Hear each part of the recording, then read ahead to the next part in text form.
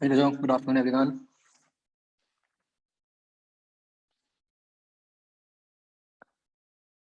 मैं ठीक हूँ अब, मतलब ऑलमोस्ट ठीक हूँ। ये सबको डिफरेंट तरीके से ही हो रहा है ना, तो मेरे केस में ऐसे हुआ कि जिस दिन हुआ, उस दिन तो मुझे मतलब 104 फीवर था, बट वो एक ही दिन हुआ, उसके बाद हुआ ही नहीं। तो उसके बाद तो फिर बस वो जनरल, मतलब कह लो आप, वीकनेस, हेडेक वैसा चल रहा था। आप सब ठीक हो?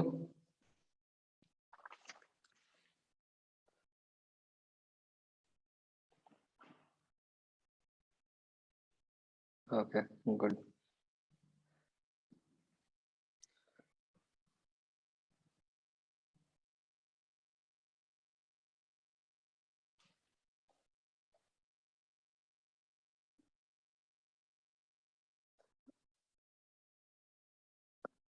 राइट।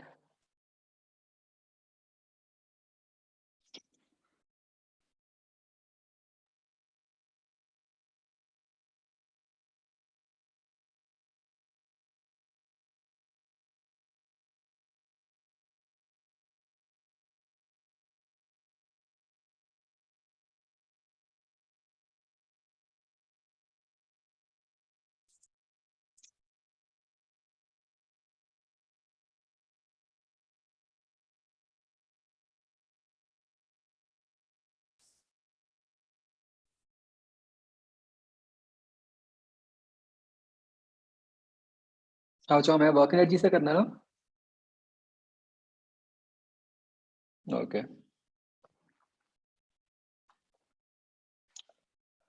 बताओ बच्चों।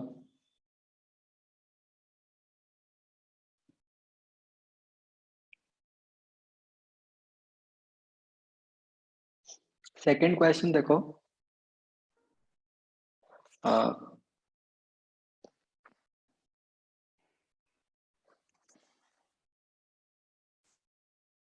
सेकंड क्वेश्चन में ना बच्चों, ये ना एक इंफॉर्मेशन गिवन होनी चाहिए थी, जो कि उन्होंने नहीं दी। कि हम ना ऐसे मानते हैं कि जैसे ये स्प्रिंग है, और इसमें जो इसका फ्री एंड है, इसकी वेलोसिटी v है। अब आपको ये कह दिया कि स्ट्रिंग का मास दिया हुआ है, राइट? तो इसमें एक इंफॉर्मेशन ये गिवन होनी जरूरी थी बच्चों कि जो देखो, आप क्लियरली ये सोच पा रहे हो कि जो स्प्रिंग के अलग अलग पार्ट्स हैं, उनकी अलग अलग वेलोसिटीज हैं। जैसे लेफ्ट मोस्ट एंड है, उसकी वेलोसिटी तो 0 है, और जो राइट मोस्ट एंड है उसकी वेलोसिटी v है ना। तो जो भी x पार्ट पे है, मान लो उसकी वेलोसिटी कुछ u है, तो ये गिवन होना चाहिए था बच्चों कि जो वेलोसिटी है वो लीनियरली वेरी कर रही है। मतलब कि हम ये पुट कर सकते हैं कि u is equal to v by L into X. ठीक है, एक बार ये लिख लिया तो फिर उस एलिमेंट की एनर्जी लिख के उसको हम इंटीग्रेट करते हैं। समझ गए?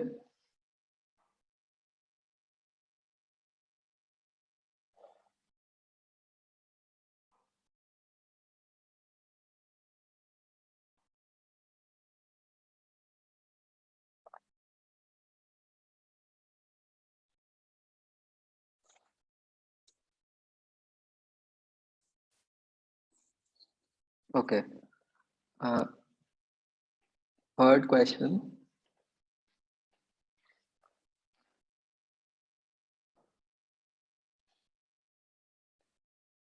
ये ना थर्ड में बच्चों, जो ये 2m वाला मास है, उसका एरो गलत दिया हुआ है,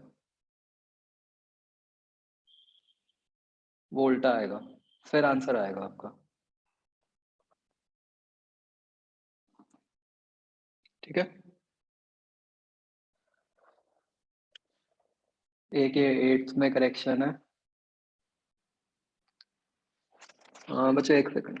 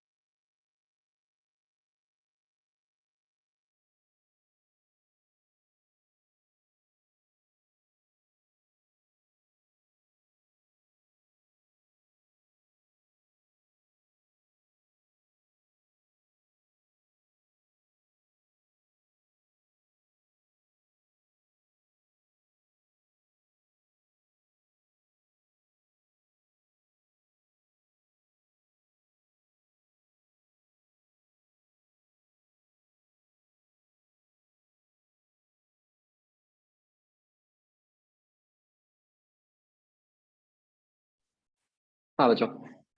आ,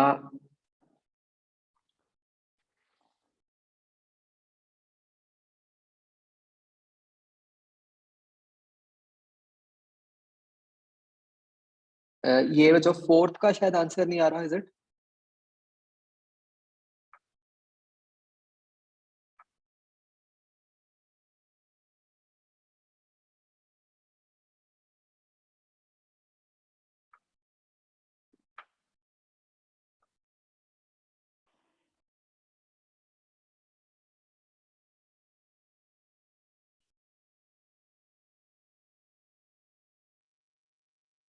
करण नूर कहाँ है भाई?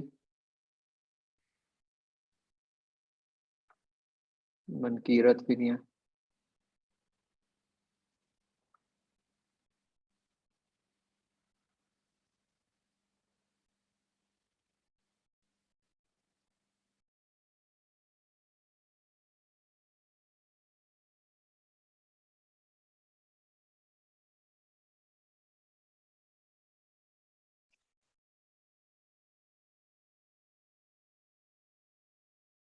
नहीं गुरसाहिल, उससे कुछ नहीं आएगा।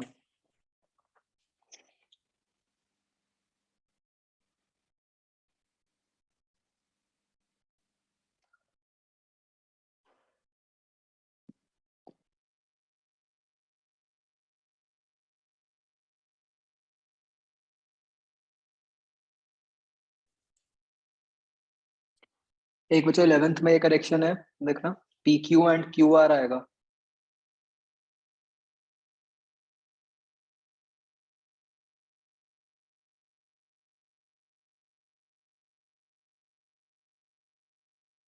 14th में ये 10 सेकेंड्स करना है 120 की जगह।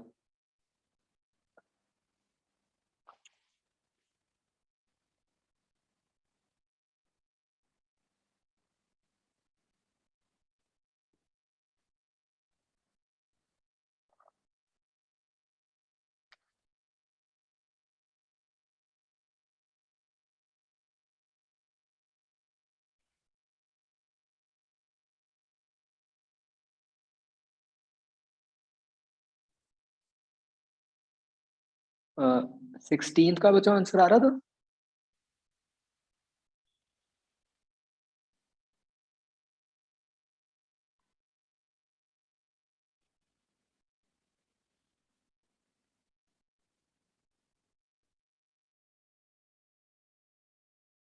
3H आ रहा था, इज इट?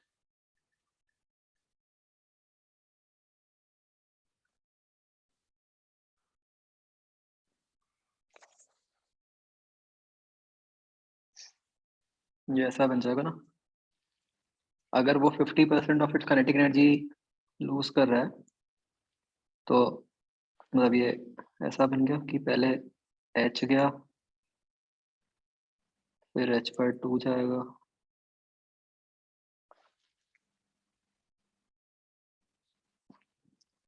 एक H तो पहले अलग से आ गया,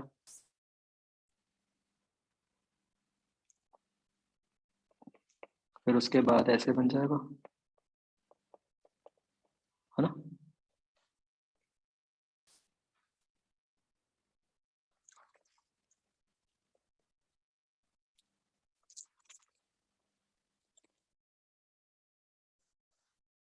TH आएगा।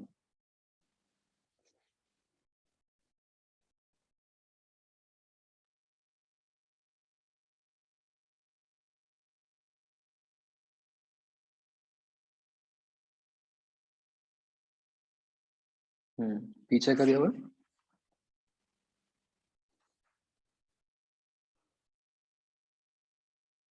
अच्छा 2H दिया हुआ है। हाँ वो बच्चों को क्या हो जाता है, वो ना कई बार ये इनिशियल वाला मिस कर देते हैं। तो ठीक है, मतलब अगर ऑप्शंस ऐसी ही आए तो फिर आप समझ गए हो कि 2H मार्क कराना, ठीक है ना? कि बिल्कुल उन्होंने बिल्कुल इनिशियल वाला छोड़ दिया।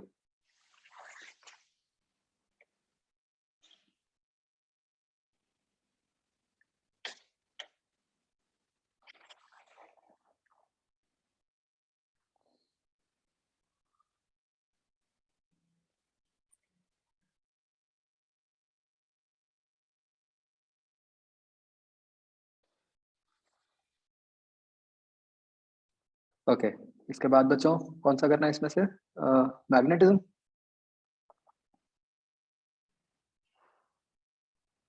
ईएमआई है।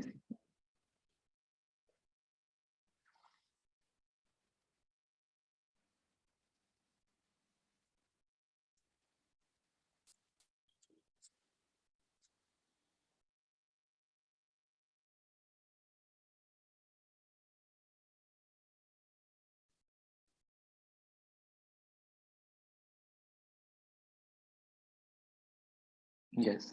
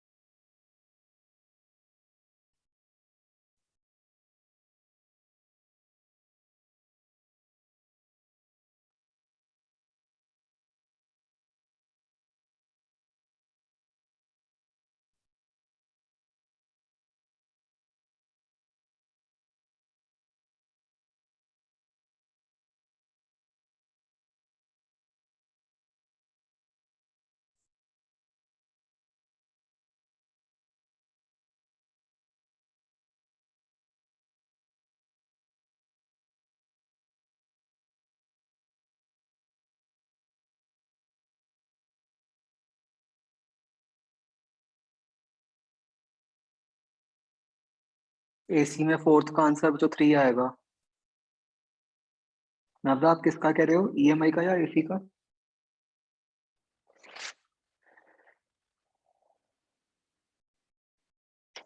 ईएमआई का। Hmm. In metallic sheet perpendicular plane of paper moving with speed v।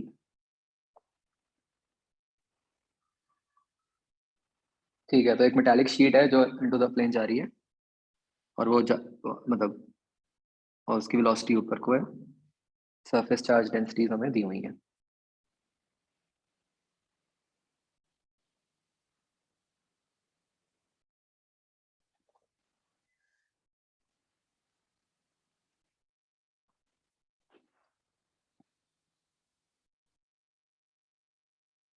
तो देखो बच्चों क्या है, आ, ये जो मेटालिक शीट है, मान लो इसके लेफ्ट साइड पे जो चार्ज डेंसिटी है वो सिग्मा 1 है। ठीक है। आ, अब हम कोई भी एक इलेक्ट्रॉन अज्यूम कर लेते हैं, जैसे कि मैंने फिगर में दिखाया हुआ है। उस इलेक्ट्रॉन की वेलोसिटी हो गई v ऊपर को। ठीक है। तो अब उस इलेक्ट्रॉन पे मैग्नेटिक फोर्स किधर को होगी? ई वी क्रॉस बी जब हम करेंगे तो टुवर्ड्स राइट आ गई। करेक्ट। तो अगर मैग्नेटिक फोर्स राइट को आई है तो उसको बैलेंस करने के लिए जो इलेक्ट्रिक फील्ड की फोर्स है वो लेफ्ट को आनी चाहिए।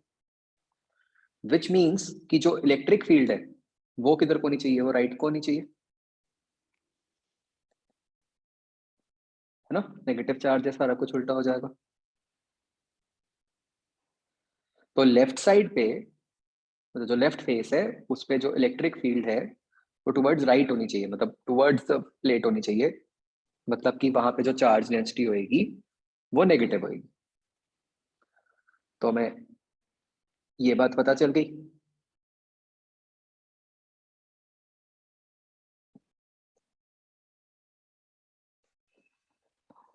और अब बस क्या करना है, फोर्स बैलेंस कर देते हैं कि Q is equal to Q V B. तो उससे E की वैल्यू निकल आई वी बी, जो कि बन गई सिग्मा बाय एप्सिलॉन नॉट। तो इससे हमारे पास सिग्मा 1 की वैल्यू निकल आई।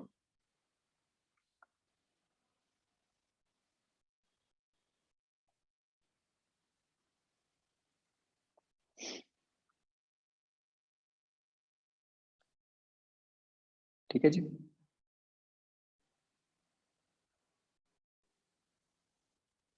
बिल्कुल ऐसे ही राइट साइड वाली प्लेट के लिए भी हम निकाल सकते हैं।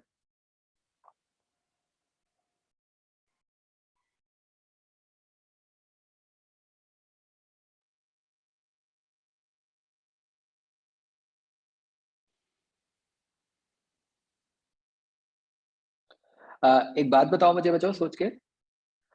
यहाँ मैंने सिग्मा बाय एप्सिलॉन नॉट क्यों लिखा है, सिग्मा बाय 2 एप्सिलॉन नॉट क्यों नहीं लिखा?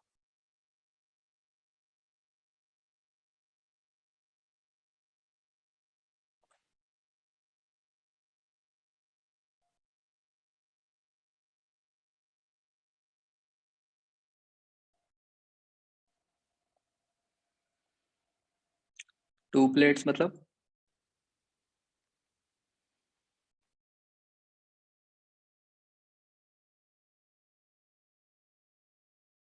दोनों साइड से?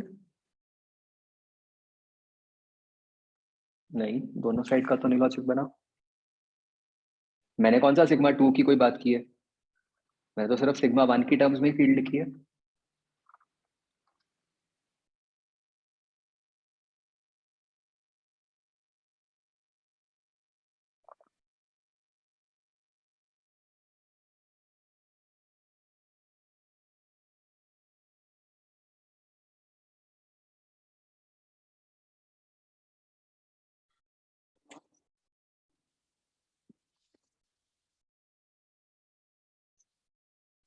बताओ भाई।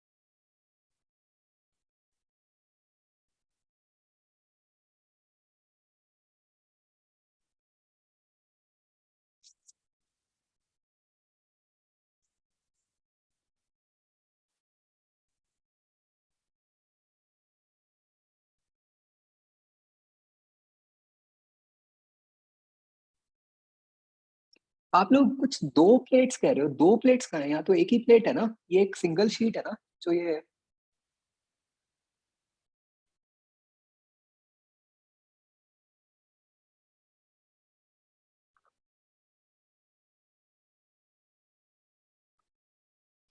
बताओ बच्चों, ये बड़ा अच्छा कंसेप्ट है ये। गुड साहिल, मुझे ऐसा ख्याल आ रहा है कि कभी आपने मेरे से पूछा था, ये मैंने समझाया भी था आपको।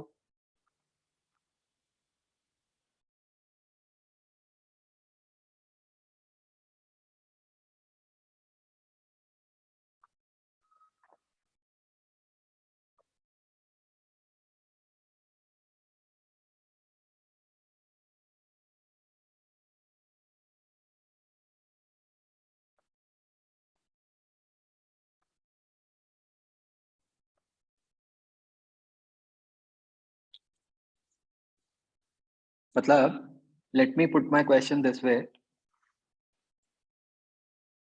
भाई ये हमारे पास एक ऐसे एक मेटालिक शीट है बच्चों, ठीक है, जिसके लेफ्ट साइड पे आपको कह दिया कि चार्ज डेंसिटी सिग्मा वन है, राइट साइड पे चार्ज डेंसिटी सिग्मा टू है। कैसे आई हमें नहीं पता, ठीक है। कैसे आई, इनमें क्या रिलेशन है, हमें कुछ नहीं पता, बस है ऐसा। तो बताओ, पॉइंट ए पे आप इलेक्ट्रिक फील्ड कैसे लिखोगे? Electric field at point A, will it be? हाँ चलो, सिंपल क्वेश्चन यही है कि electric field at point A बताओ। सभी लोग आंसर करो चैट में।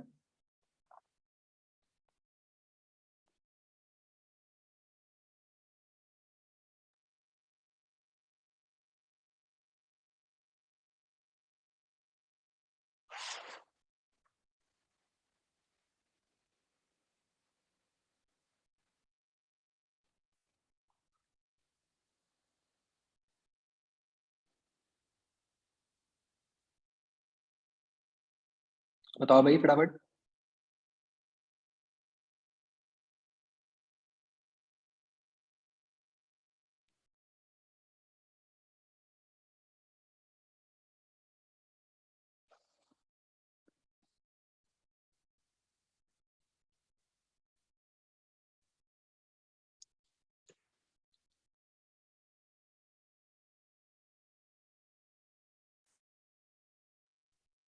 अभी तक एक आंसर आया मेरे पास।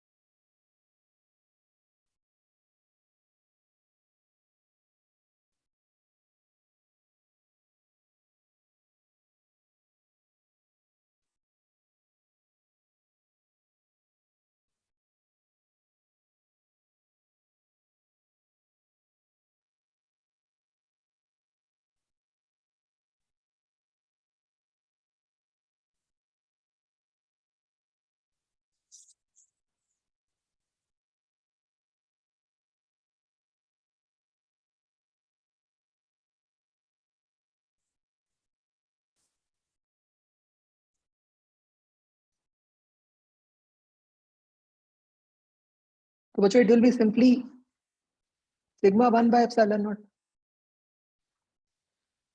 इसमें क्या सोचना। What is the field near a conductor. जहां चार्ज डेंसिटी होती है कुछ सिग्मा, उसके पास फील्ड क्या होती है, सिग्मा/ε0। तो जो चार्ज डेंसिटी सिग्मा 1 है उसके कारण से फील्ड क्या होगी, सिग्मा 1/ε0। अब आपके माइंड में आएगा कि सर सिग्मा 2 का क्या होगा, है ना। तो ये बताओ, जो सिग्मा 2 है, क्या वो पॉइंट ए पे कोई फील्ड इंड्यूस कर सकता है।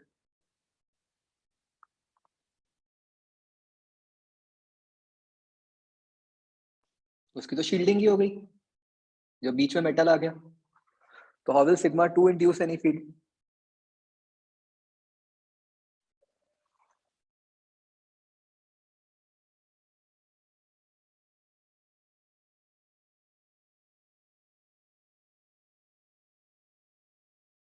बोलो भाई।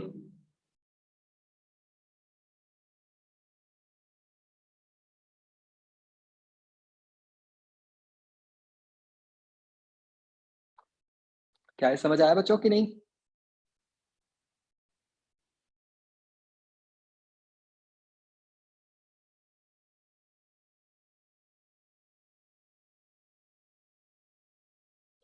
आप अब इसको सोच रहे हो कि सर हम तो कई बार सिग्मा/2 ε0 लिखते हैं, वो कंफ्यूजन हो रही है ना। अब वो क्या होता है, देखो, वो होता है कि अगर आपको कहा होता है कि एक मेटल शीट है, उसकी चार्ज डेंसिटी सिग्मा है, तो बताओ उसके कारण पॉइंट ए पे फील्ड। अब ये जो सिग्मा होता है बच्चों, जब मेटल शीट की जनरली चार्ज डेंसिटी दी होती है sigma, this is total charge upon area.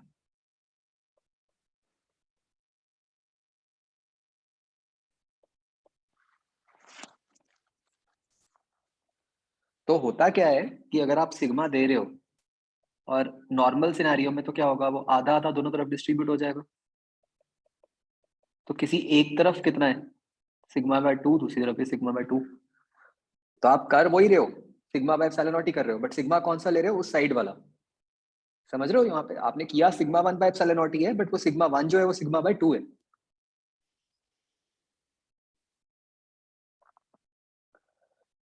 Clear बच्चों।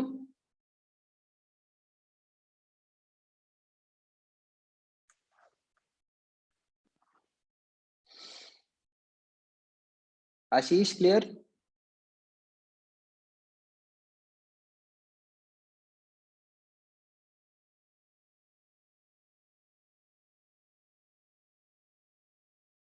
ओके। अब मुझे बताओ इस क्वेश्चन का आंसर क्या बनेगा बच्चों।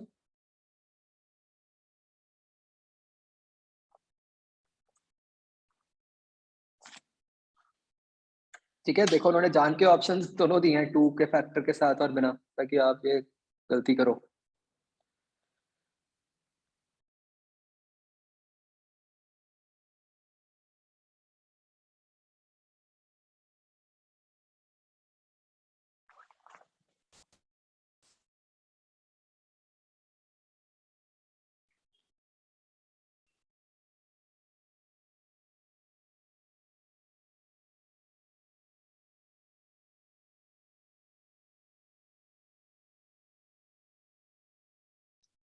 बताओ इसमें से कौन सा पॉजिटिव आएगा और कौन सा नेगेटिव आएगा बच्चों?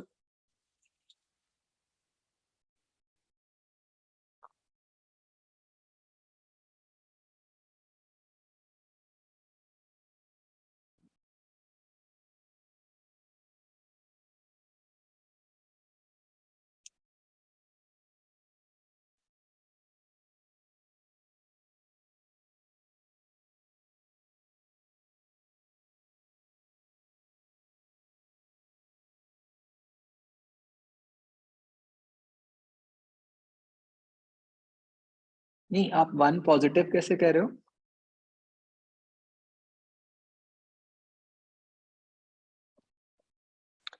लेफ्ट साइड पे इलेक्ट्रिक फील्ड किधर को आनी चाहिए बच्चों? लेफ्ट या राइट?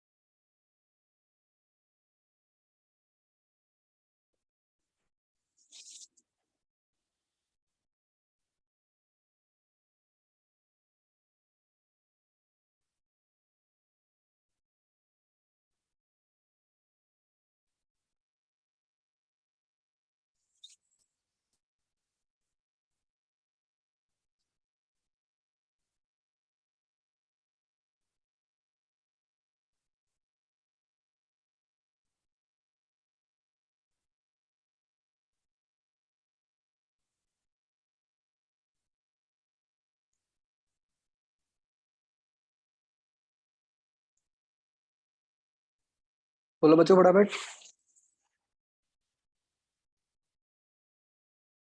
किधर को आ रही है?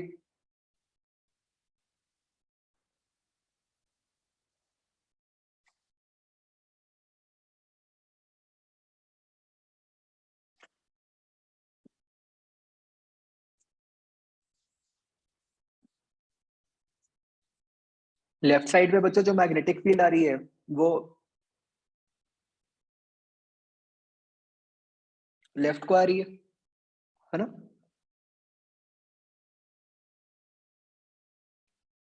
तो अगर मैग्नेटिक फील्ड लेफ्ट को आ रही है तो इलेक्ट्रिक फील्ड किधर को आनी चाहिए? राइट को आनी चाहिए। अगर इलेक्ट्रिक फील्ड राइट को चाहिए बच्चों, तो वहां पे कैसा चार्ज होना चाहिए, पॉजिटिव नेगेटिव? लेफ्ट साइड पे।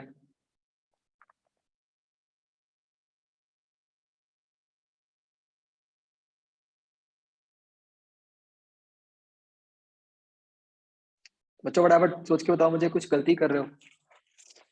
हम ये कह रहे हैं कि प्लेट के लेफ्ट साइड पे जो इलेक्ट्रिक फील्ड है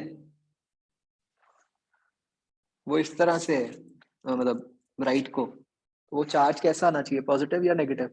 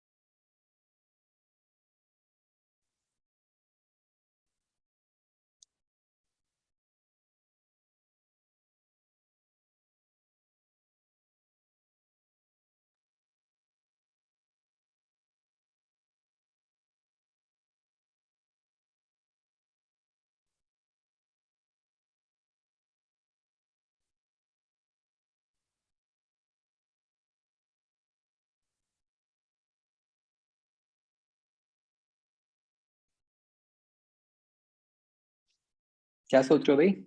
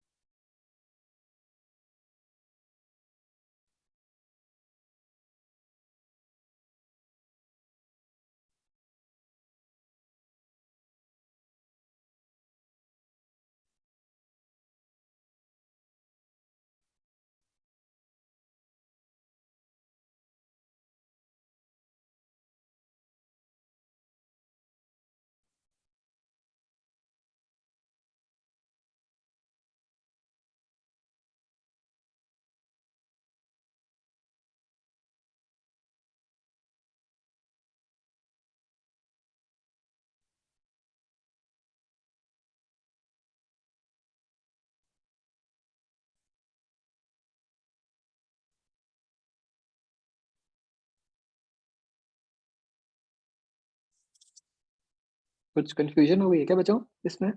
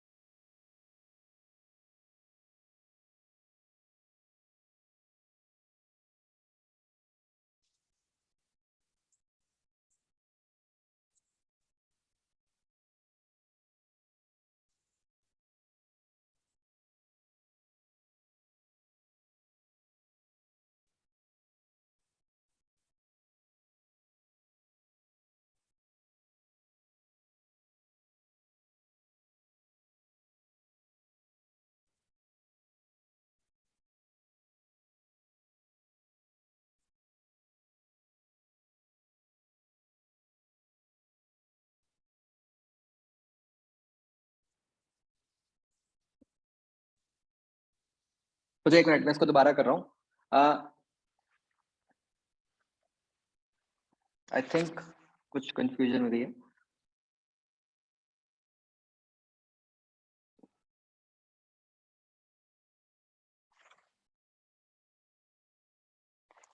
ये प्लेट है, ऐसे बी से जा रही है। हम कह रहे हैं कि इस तरफ चार्ज डेंसिटी सिग्मा 1 आ गई, इस तरफ सिग्मा 2 आ गई, और एक ये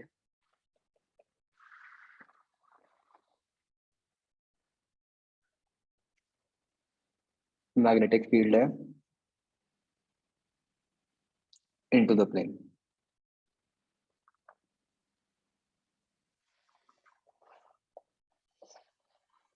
ठीक है।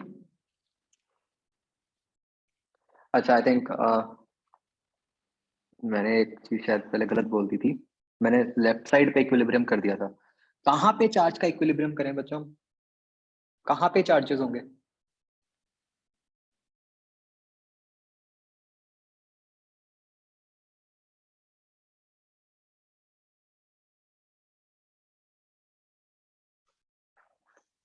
देखो, आप मतलब this is a case of motional EMF.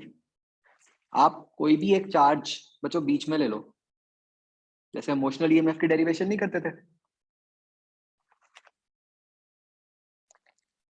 तो अगर मैं यहाँ इलेक्ट्रॉन लेता हूँ बीच में, तो इस इलेक्ट्रॉन पे बच्चों मैग्नेटिक फील्ड किधर को लग रही है?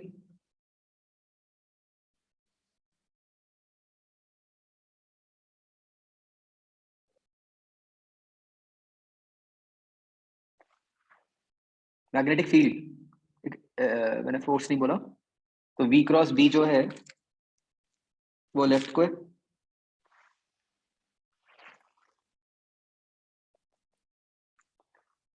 तो हमें यहाँ पे इलेक्ट्रिक फील्ड किधर को चाहिए? राइट को चाहिए,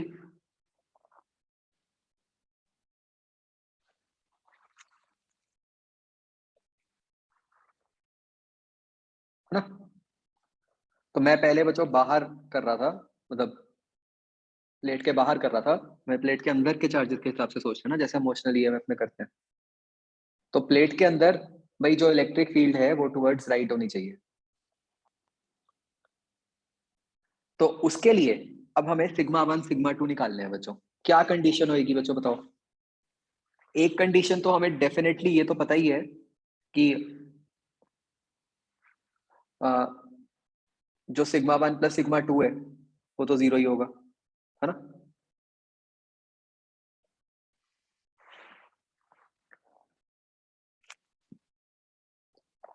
ऑफ कोर्स अगर इलेक्ट्रिक फील्ड पॉजिटिव है, सॉरी राइट को है, तो इसका मतलब sigma 1 has to be positive and sigma 2 has to be negative,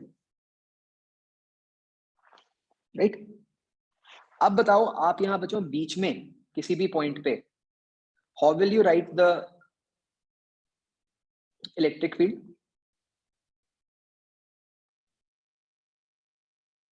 आपके लेफ्ट साइड पे सिग्मा 1 है, राइट साइड पे सिग्मा 2 है। तो आप बीच वाले पॉइंट पे इलेक्ट्रिक फील्ड कैसे लिखोगे?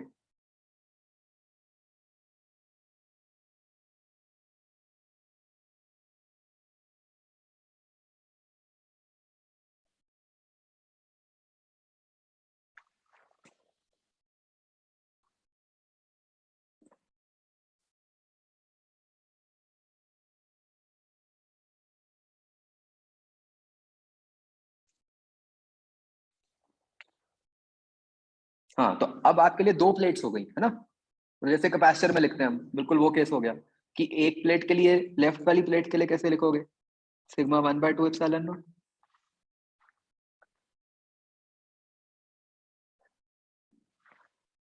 इसके लिए माइनस सिग्मा 2/2 एप्सिलॉन नॉट।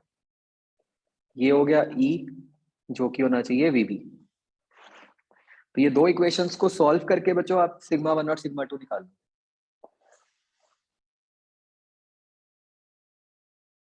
क्या ये समझ आया बच्चों? मैंने बच्चों जो आपको पहले समझा दिया वो कुछ और ही समझा दिया। मतलब वो कंसेप्ट तो ऑफ कोर्स ठीक है कि जो मतलब मैंने आपको समझाया कि कहाँ सिग्मा लगाना है, कहाँ सिग्मा/2 लगाना है, बट यहाँ पे तो वो एप्लीकेबल ही नहीं था, because we are not talking outside the plate, हम तो प्लेट के बीच वाले रीजन की बात कर रहे हैं यहाँ पे। ठीक है ना।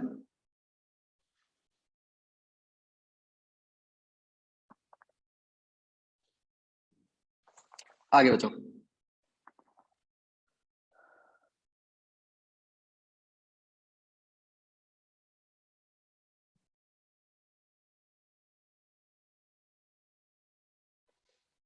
एक ये देखना बच्चों, फिफ्थ का आंसर, सिक्स्थ का आंसर, सेवेंथ का answer.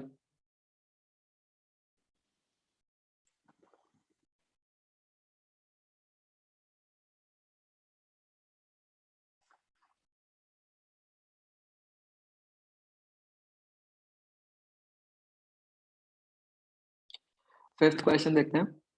An LCR circuit is equivalent to a damped pendulum. In LCR circuit, capacitor is charged to Q naught, then connected to L and R. Student plots graphs of square of maximum charge on the capacitor with time for two different values, L1 and L2, where L2 is L1. Then which of the following represents the graph correctly? Damped pendulum है आपको।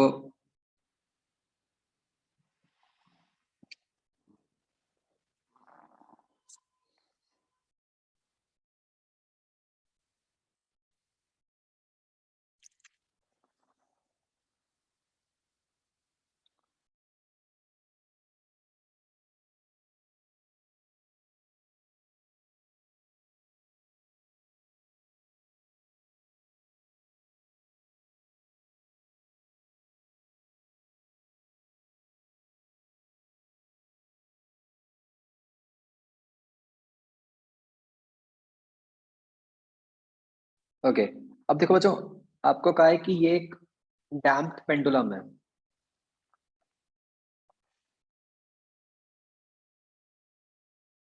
बच्चों हमने damped oscillation की हुई है।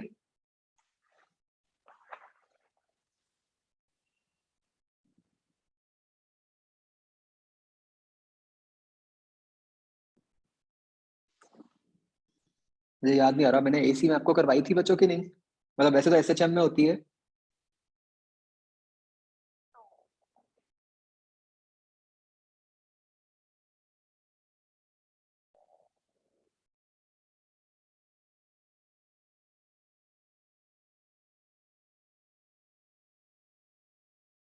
बोलो भाई।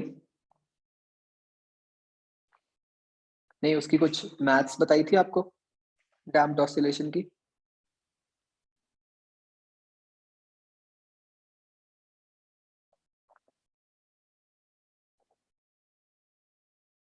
Okay, so let's do one thing बच्चों, leave this question for the timing, but इसको याद रखना। ये ना मैं आपको अभी हमारा जिस वीक में एसएचएम आएगा, मुझे याद कराना। मैं एक बार ना आपको ये डैम्प्ड ऑसिलेशन पूरा समझा दूंगा और उसको एसी के साथ रिलेट भी करवा दूंगा। ठीक है, ये क्वेश्चन तभी होगा आपका। ठीक है, प्लीज रिमेंबर दिस।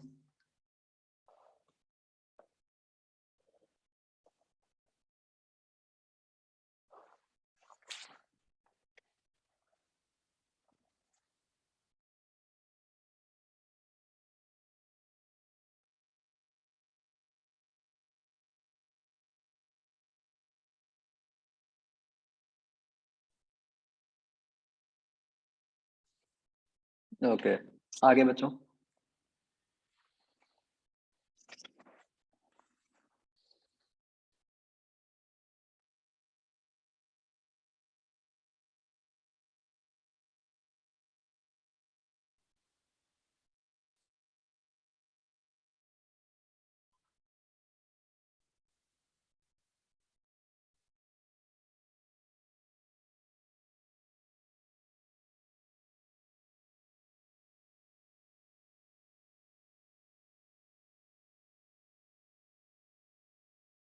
और कोई बच्चों इस पे डाउट?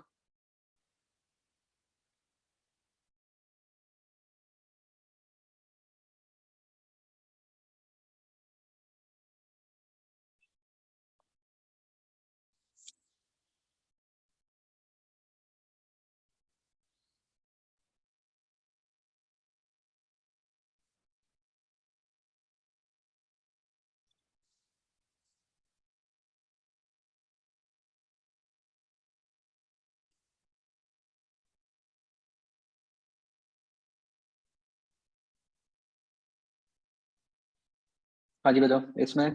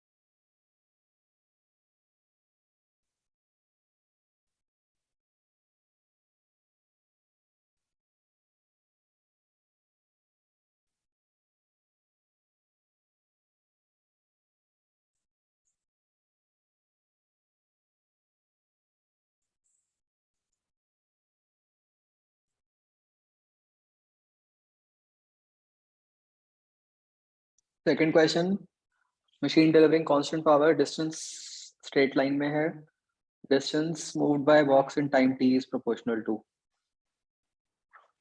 तो देखो आपको कहा है कि पावर कांस्टेंट है। पावर क्या होता है? Force into velocity. तो फोर्स को लिख दो मास इनटू एक्सेलरेशन, मतलब dv by dt into velocity. ये ऐसे बन गया। रीअरेंज, तो उससे आपके पास v और t का रिलेशन आ गया, उसको इंटीग्रेट कर दो, फिर x और t का आ जाएगा।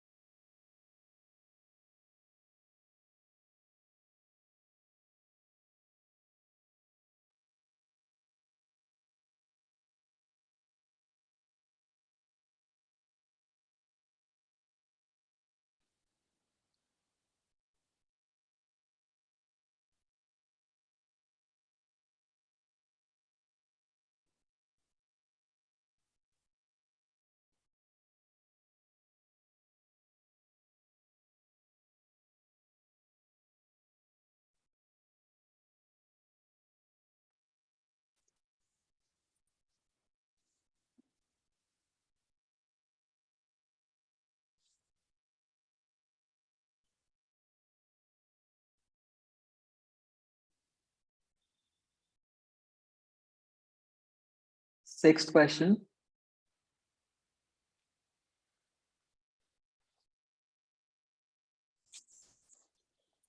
देखो जो 6th क्वेश्चन इंपॉर्टेंट है क्वेश्चन।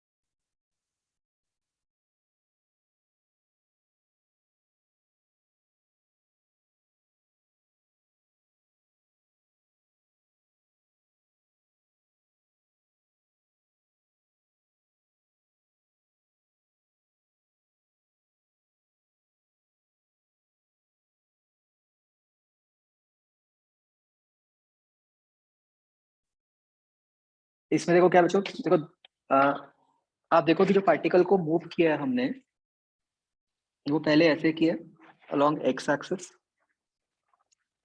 जब हम उसको एक्स एक्सिस के अलोंग मूव कर रहे हैं, तो ऐसा हो रहा है कि उस टाइम पे आप देखो कि y तो 0 ही है, मतलब अभी जो फोर्स है वो क्या बन गई,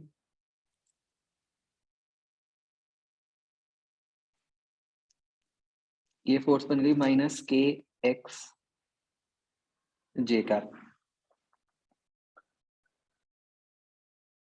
ठीक है। और जब हम इसको मूव, फिर हम उसको लेके जा रहे हैं parallel to Y axis to the point A comma A.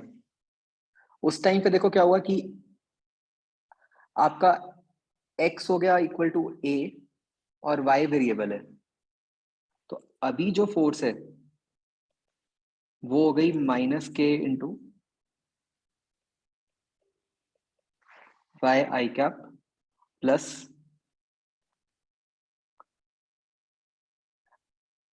A J cap. तो अब अगर आप देखो, जो फर्स्ट पार्ट था, यहां तो कोई वर्क डन हुआ ही नहीं, क्योंकि फोर्स जो है आपकी वो वाई एक्सिस के अलोंग लग रही है,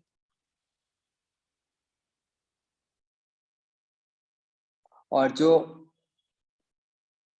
डिस्प्लेसमेंट है आपकी वो एक्स एक्सिस के अलोंग है, राइट। तो फर्स्ट पार्ट में तो कोई वर्क डन हुआ ही नहीं।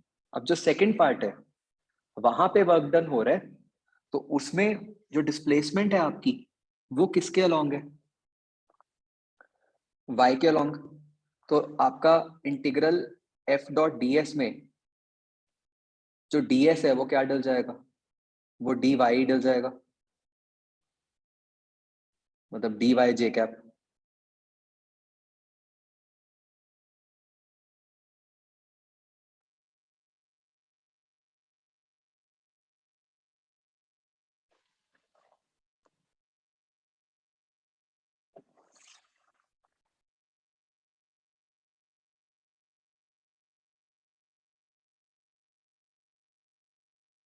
ठीक है, तो वो इंटीग्रेट होके आपका आंसर निकल आएगा।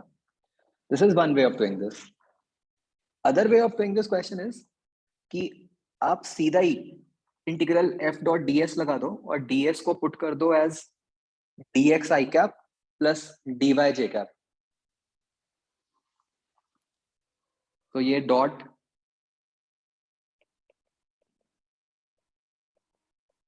dx आई कैप प्लस,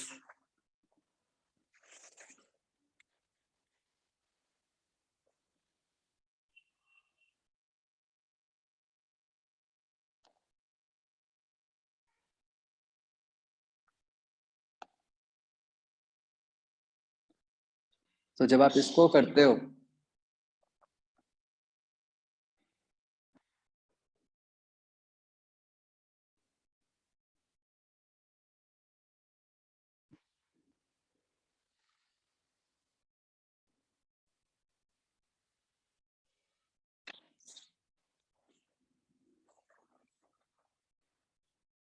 तो ये आपका क्या बन गया, जो आपका इंटीग्रल है बच्चों, वो कुछ ऐसा बन जाएगा y dx plus X D Y.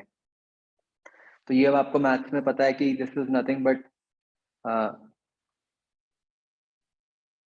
Integral of, मतलब ये क्या बन गया एक्स वाई, तो इसमें सीधा लिमिट्स डाल दो, उससे निकल आएगा।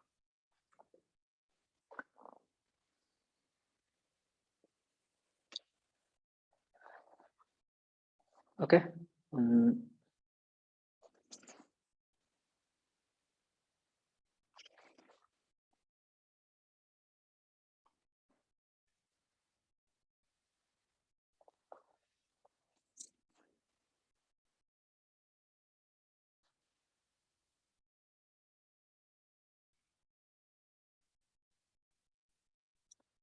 11th question,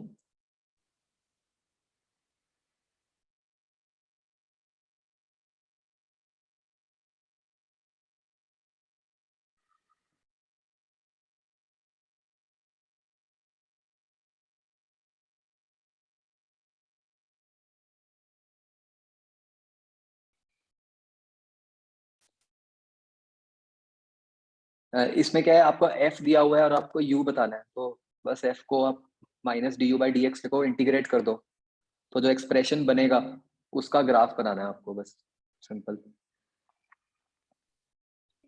sir yes, sir मैंने क्वेश्चन ऐसे करा था कि जब सपोज फिर बोलो। सृष्टि फिर बोलो, सुना नहीं। जब x 0 होएगा तो D you by D x 0 हो जाएगा, तो उससे b आंसर बन रहा है।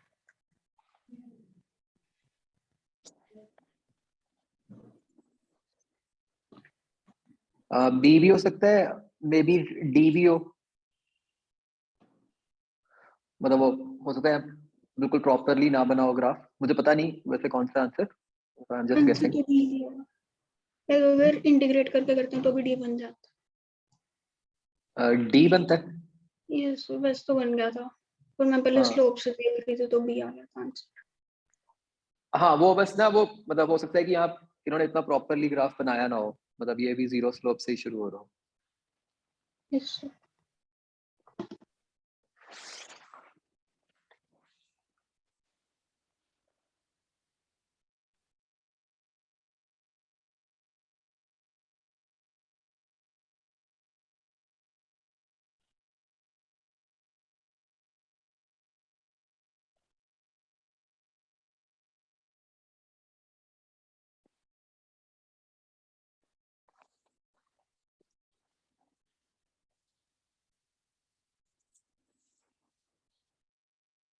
ये मतलब 14th का आंसर 2 आएगा, बी आएगा। अच्छा हाँ, तो करेक्टेड है आपका, ठीक है।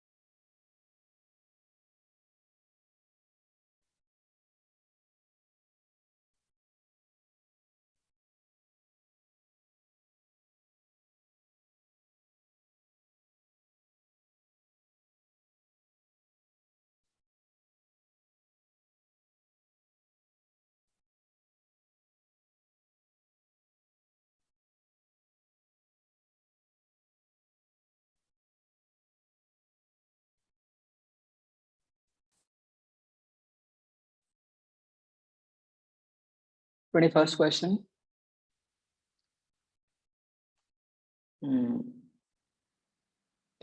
काइनेटिक एनर्जी हमें बतानी है।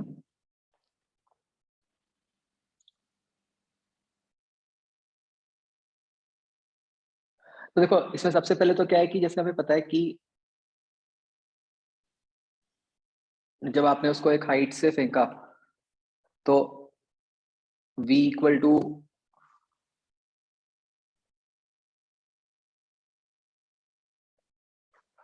माइनस जी टी है,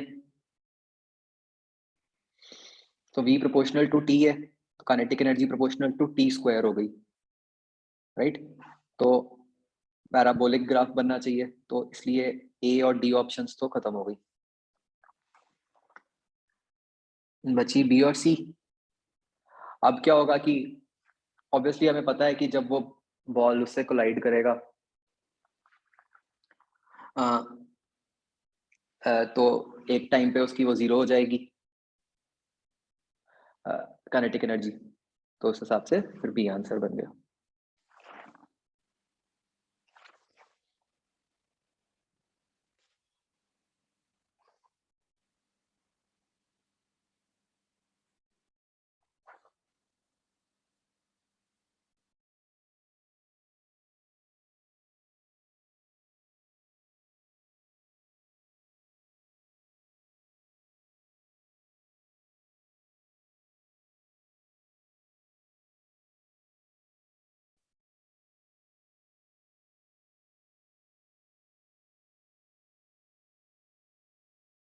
ओके, मल्टीपल बचो।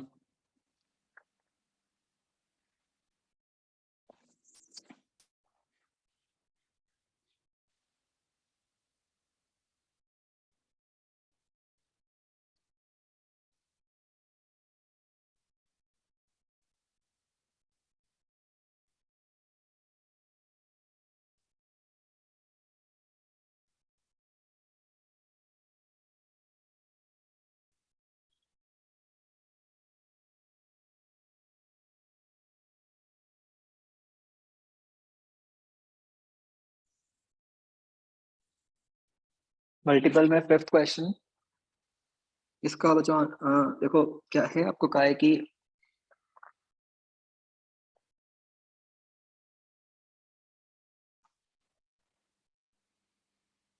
मोमेंटम दिया हुआ है, कोलिजन हुआ, तो अब है क्या कि P1 डैश और P2 डैश जो है वो फाइनल मोमेंटम है।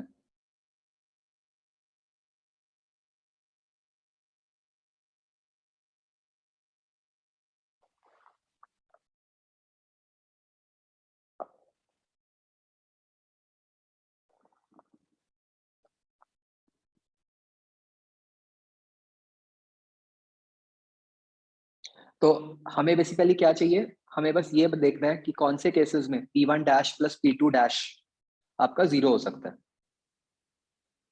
ठीक है, तो बस उससे सीधा निकल आएगा कि किस केस में दोनों वेक्टर्स का सम 0 पॉसिबल है। जैसे ए केस में हमें क्लियरली दिख रहा है कि वो के कैप वाली टर्म तो कैंसिल ही नहीं होगी।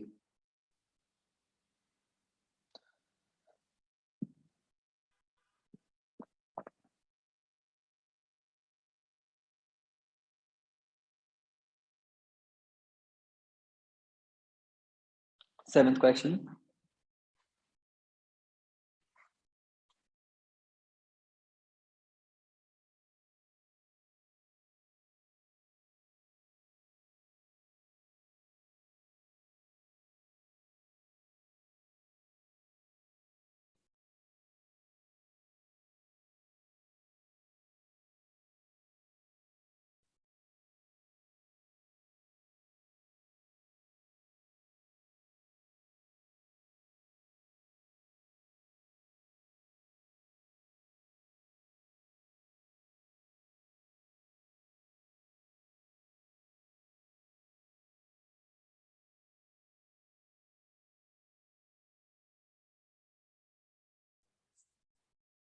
तो इनिशियल वेलोसिटी u0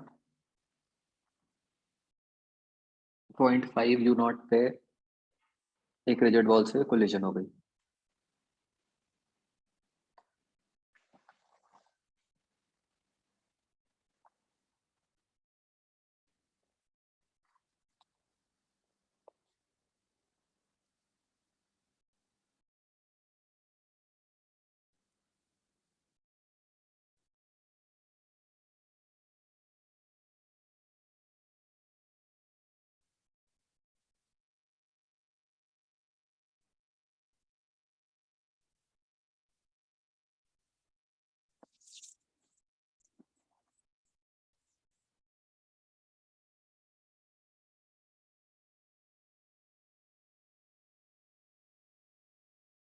तो हमने उसको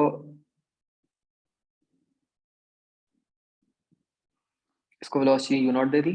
अब हमें कहा है कि जब 0.5 u0 हो गई तो उसकी एक इलास्टिक कोलिजन हो गई।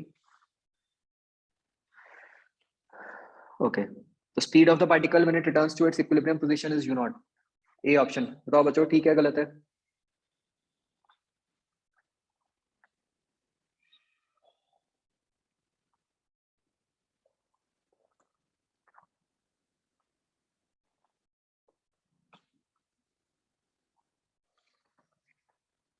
बताओ बच्चों।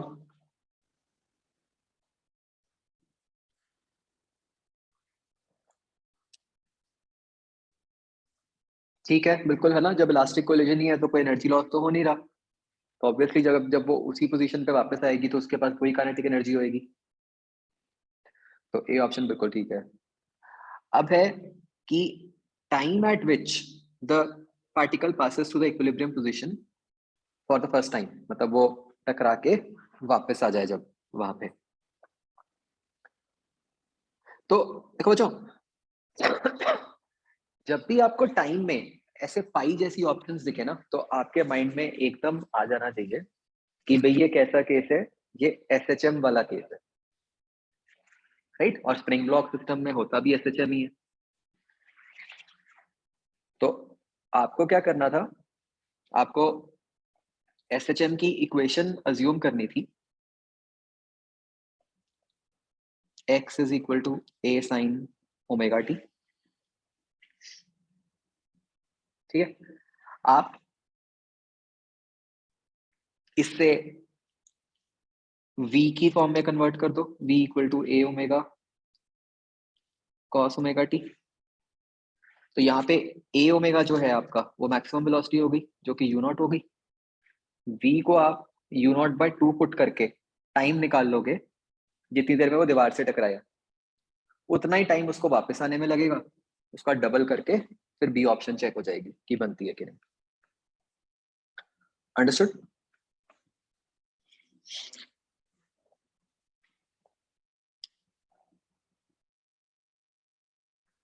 अब C option, time at which maximum compression of the spring occurs.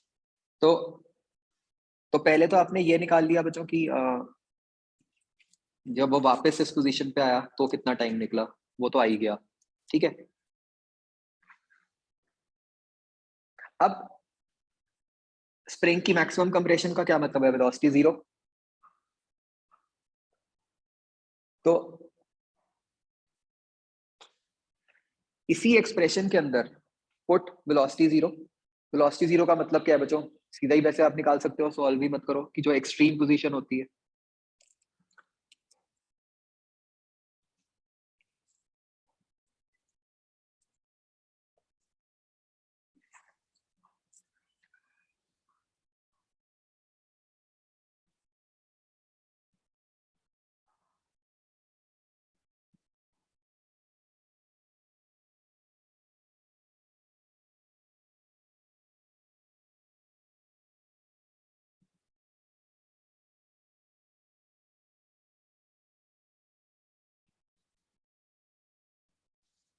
तो बस वो वाला टाइम इसके अंदर ऐड हो जाएगा तो चेक हो जाएगा।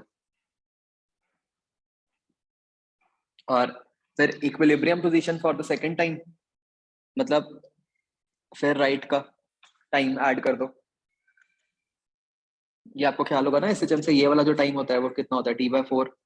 तो वापस जाने का टाइम भी t/4, तो वो t/2 ऐड होकर चेक हो जाएगा कि क्या बन रहा है। अंडरस्टूड?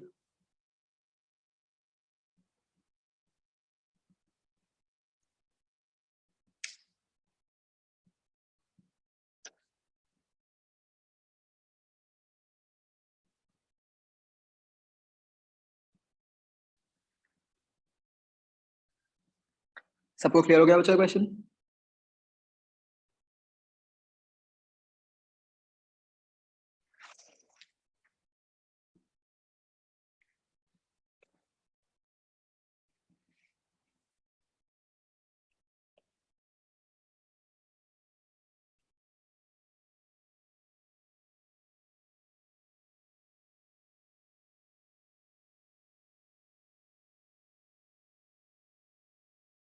ठीक है बच्चों, डन।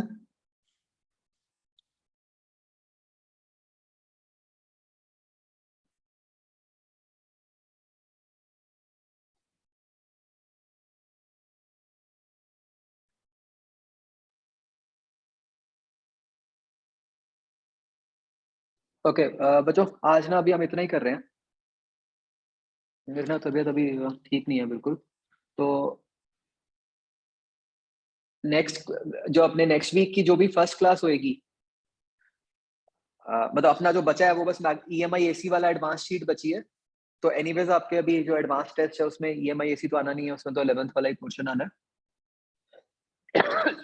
तो मैं वैसे मैसेज भी कर दूंगा, बट नेक्स्ट क्लास में मैं मतलब ये पहले ईएमआई एसी की डिस्कशन करूंगा, ठीक है, एडवांस शीट की।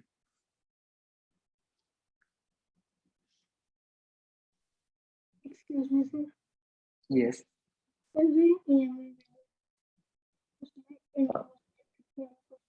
फिर बोलो, सुना नहीं मुझे।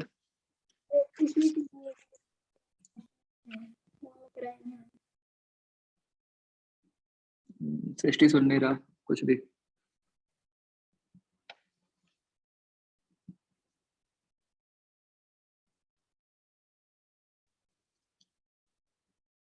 सृष्टि रिपीट करना।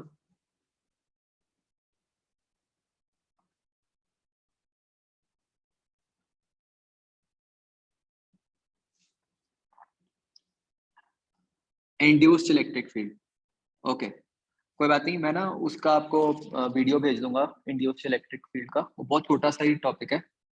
और आप वो एक बार देख लेना, फिर जो उसमें कंफ्यूजन हुई वो नेक्स्ट क्लास में मैं आपको समझा दूँ।